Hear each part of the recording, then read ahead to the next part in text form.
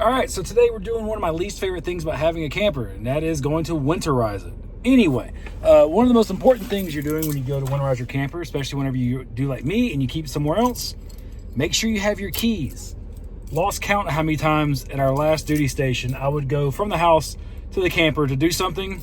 These are still at the house. So now, got the keys. First trip out, thankfully. So we're just gonna go winterize the camper. Shouldn't take too terribly long, and yeah, we'll see how this goes. All right, so we're gonna see how much of this I can actually get filmed. One of the best things about keeping your camper on base is you don't actually have room to get in between it. So I've got to pull my camper out a little bit so I can actually get the slide out so I can get in and do some stuff. And as it is right now, I can't get the door down, or the door's on this side, slides on that side. So I gotta pull it up a little bit so I can get out of there. So, and I'm by myself. So this is always a good time, always.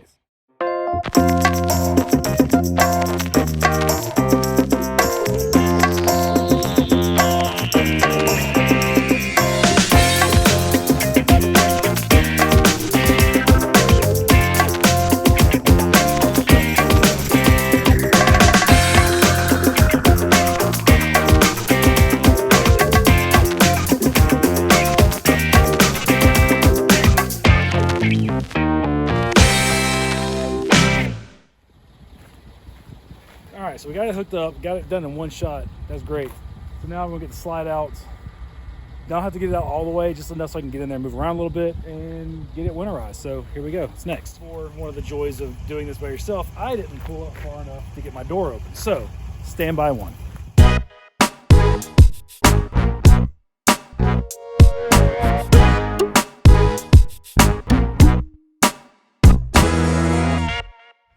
All right, I knew I said I wasn't going to do it out all the way. Ended up choosing to, just so I can move around a little bit easier in there.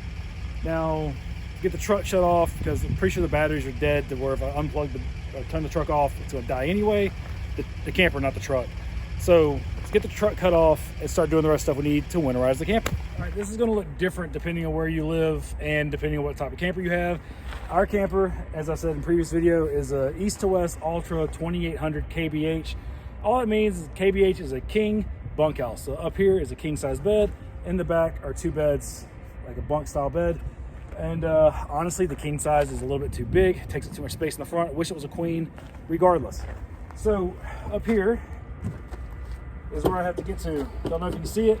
Gotta pull these boxes out. There's a panel that I have to remove so I can actually get to the stuff. And I've already drained out everything. The last time I went camping, I knew it was probably gonna be the last time. So I went ahead and drained everything. Still gonna open up the valves, make sure there's no water left standing, because it gets way colder here than it did in Georgia. Georgia, all I had to do was put a little bit of antifreeze. Like, make sure you're doing the actual RV antifreeze. I don't care what brand. This is just what was on sale at Walmart. Pour a little bit of that in the P-traps in here, and I was good to go. Here gets a lot colder, so I actually want to make sure that I have the antifreeze in the line, so I have to access the siphon pump and make sure I bypass the hot water heater this time. Last time I didn't have to worry about that. This time I do. So that's what we're going to do. All right, panels off. If you want to be able to do that easier, here's a couple tips. Be smaller than me and more flexible than me. Otherwise, it's pretty simple. Let me show you what we got working. All right, so this is the panel that I had to take off. I will probably at some point replace this with magnets instead of screws, because this is what you're trying to get to, is this right here. Yeah, so you undo, you open up that valve, this turns into a siphon and it runs antifreeze through your lines. Same basic process to get to the hot water heater, to bypass that, as it was for this. But yeah, anyway, so gonna go do that, bring y'all with me, that way I can actually make sure that I did it right. You know, I've only accessed this once before, whenever I swapped this out. I don't remember if I did a video on it or not. If I did, go check it out. It might be interesting. If I didn't, then you're not missing out really on anything. So, if you ever realize I tend to talk pretty fast when I do this stuff, I don't know if that's like a nervous response or what.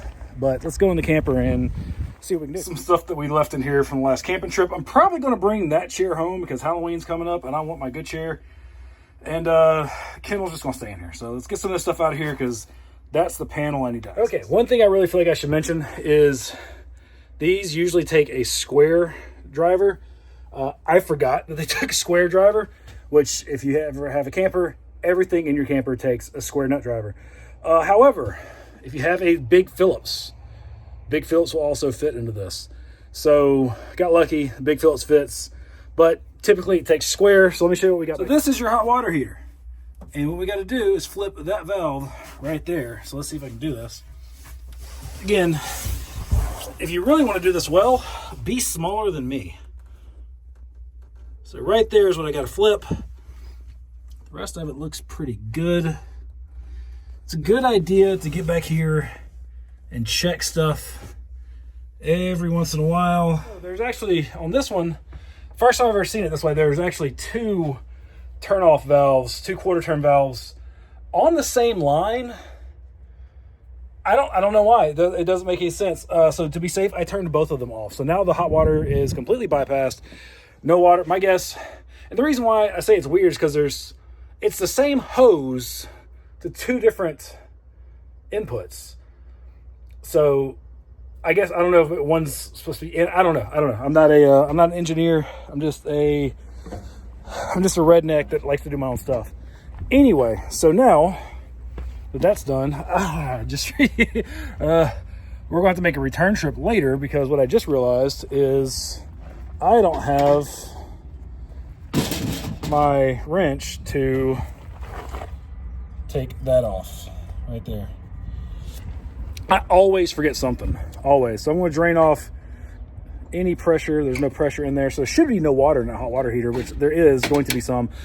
Very important that you, especially if you're going to be letting it sit for a while, you take that diode out, because that's what actually like keeps the stuff from messing up your hot water heater. Very important that you take that out. This will probably be the year that I replace it. Can never do this in one trip, ever. Okay, so these are your low point lines. Quarter turn. There's a little bit of water, but it's clean water, so you see it's already empty. So no big deal. Just make sure you drain that. You don't want any water left over in your lines. So that's that.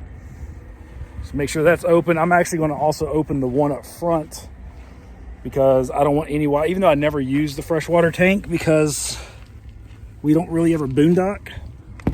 This one's a real pain. It's up there. So that's a real pain. So I'm not gonna do that one on camera because I might cuss. All right, so tell you how much of a pain that was. I had to put the stabilizer jack down and reach my hand through the jack to open it. So here's what we're gonna do. I really wish you could operate the pump from in here. That would be super helpful. Anyway, we're gonna put that hose in here, open that valve, close that one. Yeah, because that valve is going to, this valve up here feeds from this one, feeds from your freshwater tank. So we're going to close that one, open this one. That way there's no antifreeze going into the freshwater tank, because all I did was I opened that freshwater tank valve. So there should be no water in it. And yeah, anyway, so we're going to do that. Go inside, hit the pump. I really wish there was a button or something you could use to activate the pump from right here. That would make life so easy. Nothing's ever easy, but it's not that difficult. See what I'm talking about? This one right here is now closed. That one's open. That line's going into there. So whenever I turn that on, this hose will now act as a siphon, and that will get drained and go through. Almost too warm to wear my Professional Dependa hoodie. So merch links in bio. I think it's in my bio on the YouTube channel. I'll have to look. I don't know. But go to my Instagram. It's definitely my bio. Right, now, what do you want to do? You want to come in here and you want to turn on a couple of valves. You want to take this guy and hang it down here. You want to turn some stuff on. And then you want to hit the pump.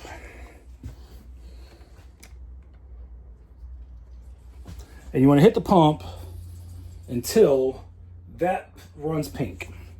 That's all. Might take it a minute, but you want to let it run pink. Because if you're like me, there's probably air in your line. It's going to take it. Rookie mistake. This is why I do these things. Close your low point drain in the back before you do this, because most of what I just tried to pump went out the low point drain. So close your drain valves. You would think that would make sense, but again, I'm not that bright, so I just wasted that much. Now, granted, a lot of that did make it into the lines. There was only about a half, like probably not even a quarter of a gallon back there, because these are just 1 gallon jugs, but whatever. So don't be dumb. Close that valve. All right, I went ahead and swapped out the bottle antifreeze. Part of the reason why I bought 2. And almost the second I turn on the water pump, we've got fluid coming there. We've got starting to come out here. Again, you just want to do this until it runs pink, because you're flushing all that fluid out, all that water, and that's pink. So, cut off both of those. I want to come up here and do the same thing for the sink. Make sure it's cold water, not hot water. Again, we're just waiting on air. Unless I turn the pump off. Did I turn the pump off? I probably turned the pump off. I did, turn the pump off. All right, that's good. Go back and close those. See, I make the mistakes so y'all don't have to. Pump's still off, Michael. Pump's on. There we go. Again, you just need to do it until the water runs pink. That way you know there's fluid, the antifreeze in the line. Get all that air running through there. And that's what it looks like as you're waiting. Because you're just waiting. Just waiting.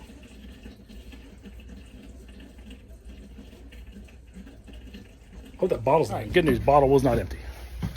Again, doing this stuff, everything with an RV, with a camper, everything is easier with 2 people.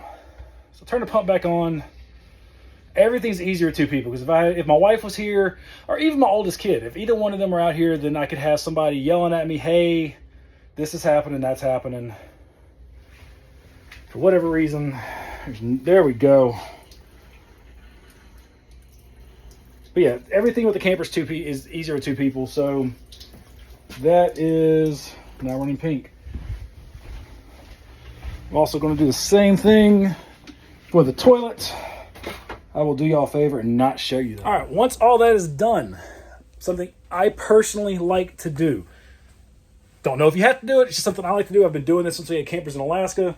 Is I will take the last of those bottles and I will pour them into the P-trap in the sink, in the P-trap in the sink in the bathroom, into the actual drain itself for the shower, and then I'll pour whatever's left into the black tank. Don't know if you have to. This is what I like to do. So I don't think y'all really give a rip about seeing that.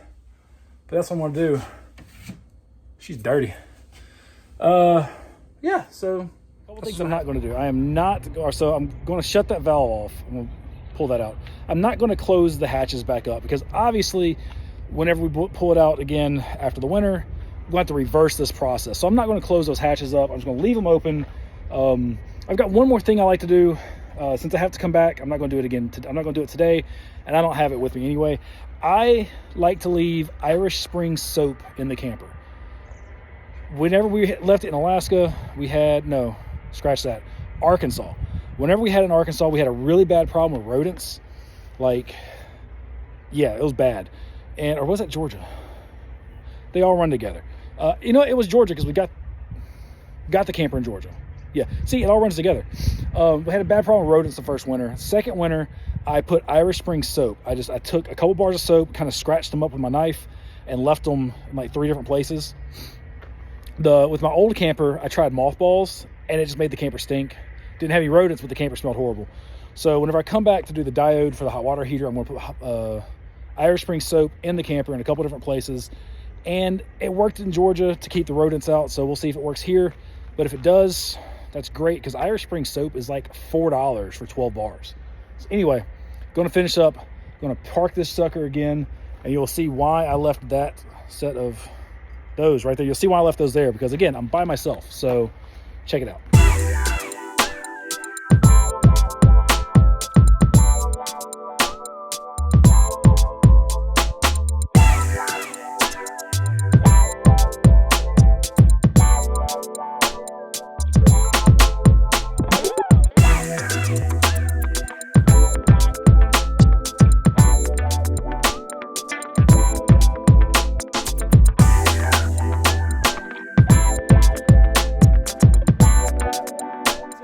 The reason why I left that set of blocks right there is because, again, I'm by myself. So I may have to walk around here and squeeze between me and this other camper here. I need to know how far back to go, right? Because back here we have these, and I didn't want to run into that. So I left that marker, that leveling block right there where it was. That way I knew how far back to go. So it worked out well. So now what I'm going to do is I'm going to re-chalk before I unhook. Always do that. Chalking is the last thing you do when you're hooking up, and it's the first thing you do before you unhook, because you don't want it to roll. And if it rolls, it can be bad. I've seen it happen to like 3 different people. It's a bad day. Anyway, so we're gonna do that. Y'all don't need to see me do that. If you have hung around this long, thank you. I have not done a camper video in a long time, and yeah, it's a beautiful day. Want to come out here and work on the camper. So East to West has been a great brand for us. This is only our second camper. We've had it for 3 years now. 3 years now. I really like it. It's big enough that the kids can grow with it for a while. So we're good to go. So anyway, I'll stop rambling. I'm gonna get this re-chalked, put the leveling blocks under it, unhook, double check all the doors to make sure they're all locked, and we'll get out of here. So thank y'all very much. Appreciate you. Have a great day. Cheers, y'all.